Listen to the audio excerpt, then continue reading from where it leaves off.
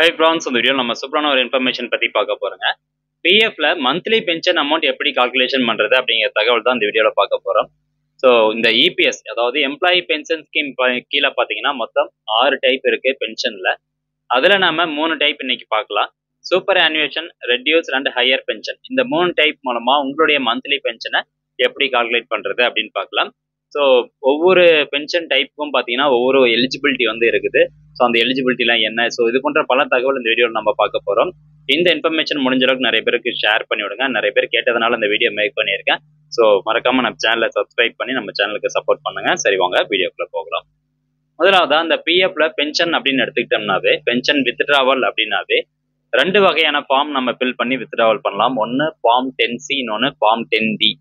இந்த ஃபார்ம் 10Cக்கு யார் எலிஜிபிள் அப்படின்னா, உங்களுடைய சர்வீஸ் இயர்ஸ் இருக்கு பார்த்தீங்களா. சர்வீஸ் இயர்ஸ் அப்படிங்கிறது, இப்போ நீங்கள் ஒரு 4-5 கம்பெனியில் ஒர்க் பண்ணியிருக்கீங்க, அல்லது ஒரு கம்பெனியில் தான் ஒர்க் பண்ணியிருக்கீங்கன்னா எத்தனை வருஷம் அந்த கம்பெனிஸில் ஒர்க் பண்ணியிருக்கீங்க. இப்போ 3 கம்பெனியில் சேர்த்து 15 வருஷம்னா அந்த 15 வருஷம் தான் உங்களுடைய சர்வீஸ் இயர்ஸ். இல்லை ஒரே கம்பெனியில் நான் 15 வருஷம் ஒர்க் பண்ணியிருக்கேன்னா அந்த 15 வருஷம் தான் உங்களுடைய சர்வீஸ் இயர்ஸ். ஸோ அந்த சர்வீஸ் இயர்ஸை பொறுத்து நீங்கள் எந்த ஃபார்ம் சூஸ் பண்ணணும் அப்படிங்கிறது இருக்கு. இந்த ஃபார்ம் 10C பொறுத்த வரைக்கும் யாருடைய சர்வீஸ் பீரியட்லாம் குறைஞ்சது 6 மாதத்துக்கு மேலே இருந்து 10 வருஷத்துக்கு உள்ளே இருக்கும். ஸோ இவங்க எல்லாமே ஃபார்ம் 10C யூஸ் பண்ணி ஃபுல் பென்ஷன் அமௌண்ட்டையும் வித்ட்ராவல் பண்ணலாம். இப்போ உங்களுடைய சர்வீஸ் இயர்ஸ் 10 வருஷத்துக்கு மேலே ஆயிடுச்சு அப்படின்னா நீங்கள் ஃபார்ம் 10C யூஸ் பண்ணி ஃபுல் பென்ஷன் அமௌண்ட்டை வித்ட்ராவல் பண்ண முடியாது. அப்போ நீங்கள் என்ன பண்ணணும்னா ஃபார்ம் 10D தான் யூஸ் பண்ணி மந்த்லி பென்ஷன் தான் நீங்கள் வித்ட்ராவல் பண்ண முடியும். அதாவது மாதம் மாதம் உங்களுக்கு ரிட்டைர்மெண்ட் ஏஜுக்கு அப்புறமா பென்ஷன் அமௌண்ட் கிடைக்கும். அப்போ இந்த ஃபார்ம் 10Dக்கு யார் எலிஜிபிள்? குறைஞ்சது 10 வருஷத்துக்கு மேலே இருக்கணும். அதே மாதிரி 35 வருஷத்துக்கு உள்ள இருக்கணும் உங்களுடைய சர்வீஸ் பீரியட். ஸோ இவங்களுக்கு மட்டும்தான் மந்த்லி பென்ஷன் அமௌண்ட் கிடைக்கும். அதுவும் ஃபார்ம் 10D யூஸ் பண்ணணும். இப்போ அந்த மந்த்லி பென்ஷன் கால்குலேஷன் தான் பார்க்க போகிறோம். இதில் நிறைய டைப்ஸ் வந்து இருக்குது. அதுக்கு முன்னாடி ஒரு சில தகவல்லாம் பார்த்துடலாம். நீங்கள் சர்வீஸ் இயர்ஸ் கால்குலேஷன் பண்ணுறதுக்கு அந்த ரவுண்ட் ஆஃப் எப்படி எடுப்பாங்க அப்படின்னு நான் சொல்லிடுறேன். நீங்கள் 6 மாதத்துக்கு மேலே ஒர்க் பண்ணியிருக்கீங்க அப்படின்னா அதை வந்து 1 வருஷமாக எடுத்துக்குவாங்க. இன்கேஸ் 6 மாதம் ஒர்க் பண்ணல, 5 மாதம் தான் ஒர்க் பண்ணியிருக்கீங்க அப்படின்னா அது வந்து 0 இயர்ஸாக எடுத்துக்குவாங்க. இப்போ கீழே உதாரணத்துக்கு போட்டிருக்கேன் பாருங்க. 10 இயர்ஸ் 5 மந்த்ஸ் ஒர்க் பண்ணியிருக்கீங்க அப்படின்னா அதை 10 வருஷமாக தான் கணக்கு எடுத்துக்குவாங்க. 10.5 அப்படிங்கலாம் எடுத்துக்க மாட்டாங்க. அதே 10 வருஷம் 7 மாதம் ஒர்க் பண்ணியிருக்கீங்க, அல்லது 8 மாதம் அல்லது 6 மாதம் ஒர்க் பண்ணியிருக்கீங்க அப்படின்னா அதை 11 வருஷமா சர்வீஸ் இயர்ஸ் கால்குலேஷனுக்கு எடுத்துக்குவாங்க. அடுத்தபடியாக போனஸ் இயர்ஸ் அப்படின்னு இருக்கு. இந்த மந்த்லி பென்ஷனுக்கு மட்டும் பார்த்தீங்கன்னா கால்குலேஷனுக்கு போனஸ் இயர்ஸ் அப்படிங்கிறது இருக்கு. இது வந்து 1/4/2014 முன்னாடி நீங்கள் ஒர்க் பண்ணியிருக்கணும். அதுக்கப்புறம் நீங்கள் ஒர்க் பண்ணினீங்க அப்படின்னா உங்களுக்கு போனஸ் இயர்ஸ் கிடையாது. அதாவது 1/4/2014 முன்னாடியும் அதுக்கப்புறமும் சேர்த்து ஒர்க் பண்ணிக்கிங்க அப்படின்னா போனஸ் இயர்ஸ் உண்டு. அந்த போனஸ் இயர்ஸ்க்கு வந்து எலிஜிபிலிட்டி கிரைட்டீரியா என்னன்னு பார்த்தீங்கன்னா 20 வருஷத்துக்கு மேலே உங்களுடைய சர்வீஸ் இயர்ஸ் இருக்கணும். மொத்தமாக 20 வருஷத்துக்கு மேலே சர்வீஸ் இயர்ஸ் இருந்தது அப்படின்னா 2 வருஷம் உங்களுக்கு போனஸ் இயர்ஸ் ஆட் ஆகும் பென்ஷன் கால்குலேஷன் பண்ணும்போது. அதை நான் உங்களுக்கு பின்னாடி வீடியோ எக்ஸ்பிளைன் பண்ணிடுறேன். இப்போ உதாரணத்துக்கு ஒரு நபர் 22 வருஷம் ஒர்க் பண்ணியிருக்காரு அப்படின்னா அவருடைய பென்ஷன் கால்குலேஷன் அப்போ அதை 24 வருஷமா எடுத்துக்குவாங்க. அதுவே ஒரு நபர் வந்து 19 வருஷம் தான் ஒர்க் பண்ணியிருக்காரு அப்படின்னா இந்த 2 வருஷம் போனஸ் இயர்ஸ் ஆட் ஆகாது. அதுவே ஒரு நபர் 35 வருஷத்துக்கு மேலே ஒர்க் பண்ணியிருக்காரு அப்படின்னா கண்டிப்பாக அவருக்கு போனஸ் இயர்ஸ் ஆட் ஆகாது. ஸோ 35 வருஷத்துக்கு உள்ள இருக்கணும். இப்போ 34 வருஷம் தான் ஒர்க் பண்ணியிருக்காரு அப்படின்னா 1 வருஷம் மட்டும்தான் போனஸ் இயர்ஸ் ஆட் ஆகும். ஸோ இது நல்லா புரிஞ்சுக்கோங்க. அடுத்தபடியாக பென்ஷன் கால்குலேஷன் ஃபார்முலா வந்து பார்த்துடலாம். இந்த பென்ஷன் கால்குலேஷன் பண்ணுறதுக்கு மந்த்லி பென்ஷன் கால்குலேஷன் இது பென்ஷனபிள் சர்வீஸ் டேஸில் வந்து எடுத்துக்கணும். Pensionable service into pensionable salary divided by 70 into 365. So டேஸில் போடுறதுனால அதை டேஸால் வகுக்கிறாங்க 365. ஆனால் டிவைடட் பை இந்த 70 அப்படிங்கிற இந்த கான்ஸ்டன்ட் அப்படிங்கிறது என்ன அப்படிங்கிறது எனக்கு தெரியல. இன்கேஸ் உங்களுக்கு யாராவது தெரிஞ்சது அப்படின்னா கீழே கூடிய கமெண்ட் செக்ஷனில் கமெண்ட் பண்ணுங்கள். கண்டிப்பாக நாங்கள்லாம் தெரிஞ்சுக்கிறோம். ஓகே, அடுத்தபடியாக இந்த ஃபஸ்ட்டு பென்ஷனபிள் சர்வீஸ் வந்து எப்படி கால்குலேஷன் பண்ணணும் அப்படின்னு சொல்லிடுறேன். Date of exit, date of joining. இப்போ நீங்கள் ஒரு கம்பெனியில் ஒர்க் பண்ணிட்டு ரிசைன் பண்ணிட்டீங்க அப்படின்னா ஜாயின் பண்ணது எப்போ, வெளியே வந்தது எப்போ. ஸோ அதுக்கு ரெண்டுத்துக்கு உள்ள டிஃப்ரென்ஸ், எத்தனை நாள் நீங்கள் அந்த கம்பெனியில் ஒர்க் பண்ணியிருக்கீங்க, மைனஸ் NCP டேஸ் அப்படின்னு ஒன்று இருக்குது. அதாவது நான் கான்ட்ரிபியூட்டிவ் பீரியட் டேஸ் அப்படின்னு இருக்கும். இப்போ நீங்கள் வந்து ஆப்சென்ட் ஆகிருப்பீங்க, அதுக்கு சம்பளம் வந்து பிடிச்சிருப்பாங்க. அப்படி பிடிச்சிருந்தாங்கன்னா பிஎஃப்ல அப்லோட் பண்ணும்போதும் 26 நாளுக்கு பதிலாக 25 நாள் அப்படின்னு போட்டிருப்பாங்க. ஸோ அப்படி பார்த்தீங்கன்னா உங்களுக்கு அதில் NCP டேஸ் 1 நாள். இந்த NCP டேஸ் உங்களுடைய பிஎஃப் பாஸ்புக்லேயே இருக்கும், அதில் நீங்கள் பார்த்துக்கலாம். இப்போ பென்ஷனபிள் சர்வீஸ் கால்குலேஷன் இப்படி தான் நீங்கள் கால்குலேஷன் பண்ணிக்கணும். ஸோ என்னைக்கு சேர்ந்தீங்க, என்னைக்கு வெளியே வந்தீங்க, டோட்டலாக எத்தனை நாள் மைனஸ் நான் கான்ட்ரிபியூஷன் பீரியட் வந்து எத்தனை நாள். ஸோ இதை வந்து மைனஸ் பண்ணிட்டீங்கன்னா அது வந்து பென்ஷனபிள் சர்வீஸ். இந்த பென்ஷனபிள் சேலரியில தான் 2 வகையாக வந்து பிரிப்பாங்க.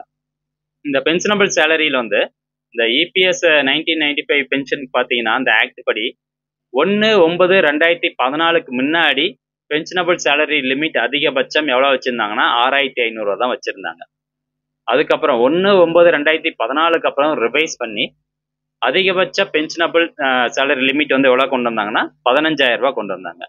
ஸோ இந்த 6500 ரூபாய்க்கு ஒவ்வொரு மாதமும் உங்களுடைய பிஎஃப் பாஸ்புக்கில் பார்த்துருந்தீங்களோட தெரிஞ்சிருக்கும், ஒவ்வொரு மாதமும் 541 ரூபா உங்களுக்கு பிடிச்சிருப்பாங்க. இன்கேஸ் உங்களுடைய இபிஎஸ் வேஜஸ் அதாவது பென்ஷனபிள் சேலரி சம்பளம் வந்து 6500 ரூபாய்க்கு கீழே தான் இருந்தது அப்படின்னா அதுக்கு 12% போட்டு எவ்வளவோ அதை வந்து உங்களுடைய பென்ஷன் அமௌண்ட்ல கான்ட்ரிபியூஷன் பண்ணியிருப்பாங்க.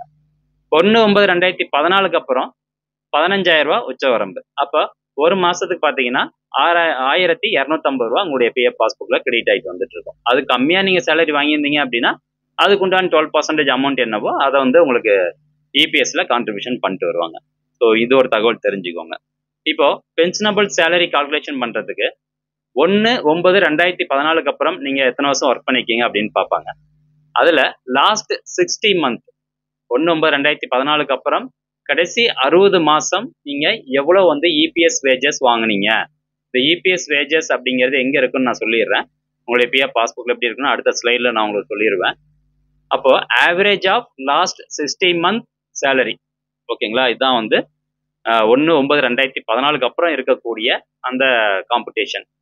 அதே வந்து 1/9/2014 முன்னாடி வந்து பாத்தீங்கன்னா எப்படி கால்குலேஷன் எடுத்துக்கிறாங்கன்னா average of last 12 month pension wages அதை வந்து எடுத்துக்குவாங்க. அதை வந்து எடுத்துக்கிறாங்க. அப்போ என்னன்னா sum of last 12 month pension wages divided by 12. So போடும்போது நம்மளுக்கு ஆவரேஜ் கிடைச்சிரும். அப்போ நீங்க 2014 முன்னாடி ஒர்க் பண்ணியிருக்கீங்க, 2014 அப்புறம் ஒர்க் பண்ணிருக்கீங்கன்னா இந்த டேட்டாவை எடுத்து கடைசி 60 மாசத்துக்கு உண்டான ஆவரேஜ் சேலரி என்ன, 2014 அப்போ அதுக்கு முன்னாடி வந்து கடைசி 12 மாசத்துக்கு உண்டான ஆவரேஜ் சேலரி என்ன அப்படிங்கிறத கால்குலேஷன் பண்ணி வச்சுக்கணும். நான் பாஸ்புக்ல எப்படி இருக்குன்னு சொன்னோம் பாத்தீங்களா, இதுல வந்து கொடுத்துருக்காங்க பாருங்க. சம்பளம் இவருக்கு அதிகமா இருக்கு. அப்போ இபிஎஸ் வேஜஸ் பாத்தீங்கன்னா 23,617 ரூபா வருது அந்த கால்குலேஷன் படி பார்க்கும்போது. ஆனா லிமிட் என்ன, 1/9/2014 அப்புறம் 15000 ரூபா தான் லிமிட். அப்போ அதிகபட்சம் எவ்வளவு எடுத்துக்கணும், நம்ம 15000 ரூபா தான் கால்குலேஷனுக்கு எடுத்துக்கணும். இந்த 23,617 ரூபாயை எடுத்துக்க கூடாது. அடுத்தபடியா டைப்ஸ் ஆஃப் பென்ஷன்ல பார்த்தோம்னா superannuation, reduced, higher, widow, child, orphan pension, இந்த மாதிரி மொத்தம் 6 வகை இருக்குது. நம்ம பார்க்கக்கூடியது ஃபர்ஸ்ட் 3 வகை மட்டும் தான் பார்க்க போறோம். ஃபர்ஸ்ட் சூப்பர் ஆனுவேஷன் பென்ஷனை பத்தி பார்த்துடலாம். இதற்கான எலிஜிபிலிட்டி என்ன அப்படின்னு கேட்டீங்கன்னா குறைஞ்சது நீங்க 10 வருஷம் ஒர்க் பண்ணிருக்கணும். 10 வருஷமா அல்லது 10 வருஷத்துக்கு மேலேயே நீங்க ஒர்க் பண்ணிருக்கணும். அப்போ இந்த சூப்பர் ஆனுவேஷன் பென்ஷன் யார் வந்து கிளைம் பண்ண முடியும், at the age of 58 years. உங்களுடைய வயசு 58 வயசு கம்ப்ளீட் ஆனதுக்கு அப்புறம் தான் இந்த சூப்பர் ஆனுவேஷன் பென்ஷன் மூலமா நீங்க மந்த்லி பென்ஷனுக்கு அப்ளை பண்ண முடியும். அப்போ 58 வயசு முடிஞ்சதுக்கு அப்புறம் அந்த ஃபர்ஸ்ட் மாசத்துல இருந்து கால்குலேஷன் பண்ணி உங்களுக்கு வந்து மந்த்லி பென்ஷன் அமௌண்ட் உங்களுடைய பிபிஓ அக்கௌண்ட்க்கு வந்து கிரெடிட் பண்ணிட்டு வருவாங்க. அப்போ இந்த சூப்பர் ஆனுவேஷன் பென்ஷனுக்கு கால்குலேஷன் பண்றதுக்கு என்ன ஃபார்முலானா எல்லாத்துக்கும் ஒரே ஃபார்முலா தான். Pensionable service into pensionable salary divided by 70 × 365. So இப்போ நம்ம ஒரு எக்ஸாம்பிள் ஒன்று பார்க்கலாம். அதுக்கு முன்னாடி இன்னொரு இன்ஃபர்மேஷன். இந்த எம்ப்ளாயி பென்ஷன் ஸ்கீம் 1995 வந்து எப்போ ஸ்டார்ட் பண்ணாங்கன்னா 16 நவம்பர் 1995 இருந்தா அமலுக்கு வந்திருக்குது. அதுக்கு முன்னாடி பார்த்தீங்கன்னா ஃபேமிலி பென்ஷன் அப்படின்னு சொல்லுவாங்க. ஸோ அதுக்கு முன்னாடி நீங்க ஒர்க் பண்ணிருந்தீங்க அப்படின்னா உங்களுக்கு அந்த ஃபேமிலி பென்ஷன் எஃப்பிஎஸ் மூலமா எவ்வளவு அமௌண்ட் வருதோ அதை கால்குலேட் பண்ணி உங்களுக்கு பென்ஷன் அமௌண்ட் கொடுப்பாங்க.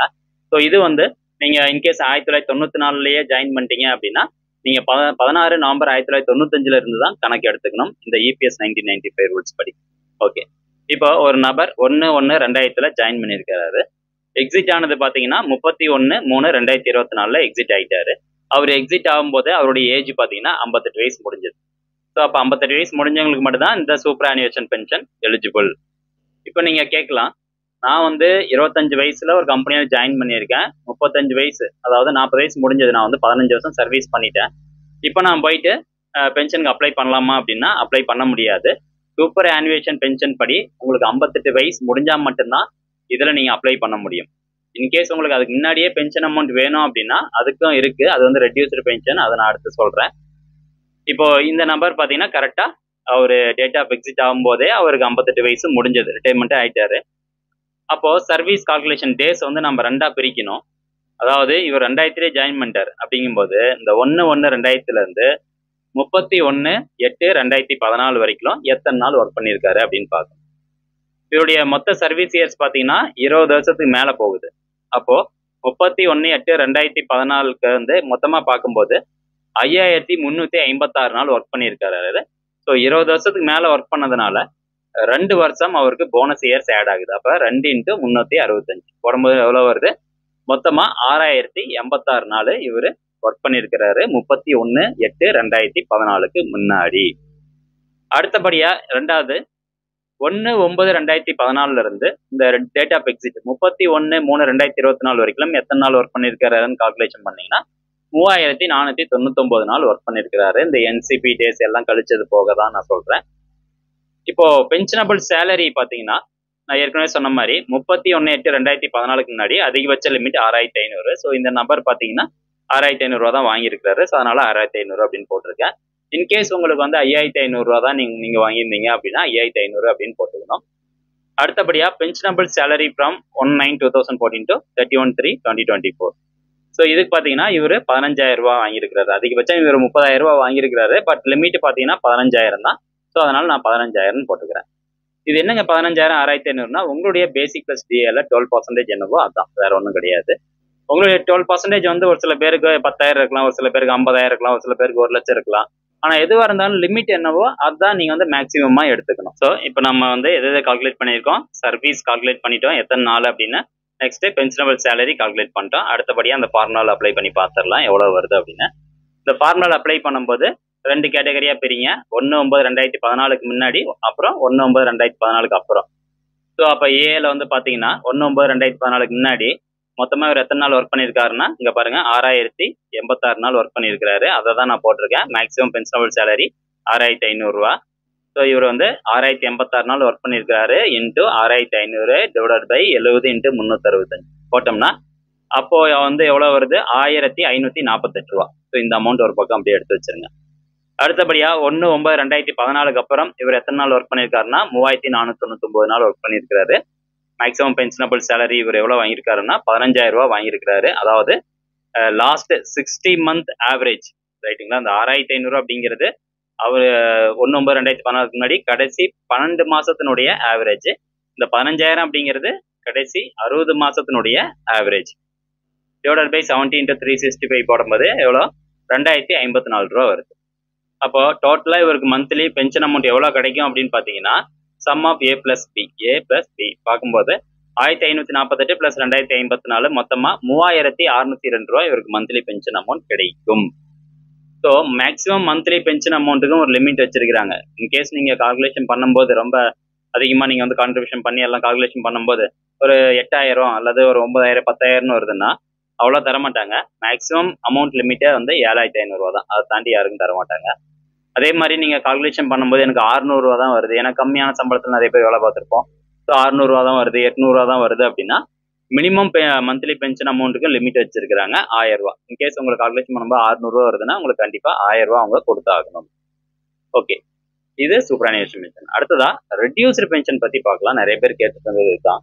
அது என்னங்க ரெடியூஸ்டு பென்ஷன் அப்படின்னா, நம்ம இந்த சூப்பரானிவேஷன் பென்ஷனுக்கு எலிஜிபிலிட்டி என்ன? 58 வயசு முடிஞ்சதுக்கு அப்புறம் தான் அப்ளை பண்ண முடியும். ஆனா அந்த ரெடியூஸ்டு பென்ஷனுக்கு இன்கேஸ் நீங்க 51 வயசுல ரிட்டைர்மெண்ட் ஆகுறீங்க அல்லது 45 வயசுல ரிட்டைர்மெண்ட் ஆகுறீங்க அப்படின்னா மந்த்லி பென்ஷனுக்கு நீங்க 51 வயசுல இருந்து 58 வயசு வரைக்கும் எப்போ வேணாலும் அப்ளை பண்ணலாம்.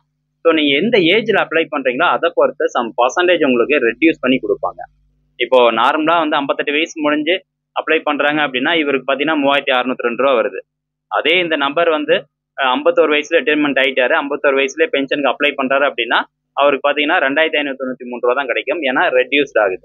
அப்போ ஒரு வருஷத்துக்கு எத்தனை பர்சன்டேஜ் ரெடியூஸ் ஆகும்னா 4% ரெடியூஸ் ஆகுது.